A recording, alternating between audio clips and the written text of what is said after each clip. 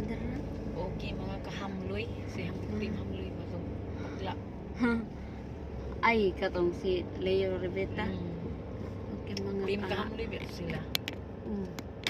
Katong gikawatan siya si Ambotang kayakat. Hindi, kasi ito yung tao. Sa Tumboy. hindi, babae ba nga? Tumboy. Hindi, tumboy si Jo. Para sa tumboy. Hi everyone. Mga Nakakapagod talaga. Sobrang pagod namin ngayon ni Origin. Pero hindi halata. kasi magaganda kami. At magaganda kami. Pretty pa. Kasing ganda ng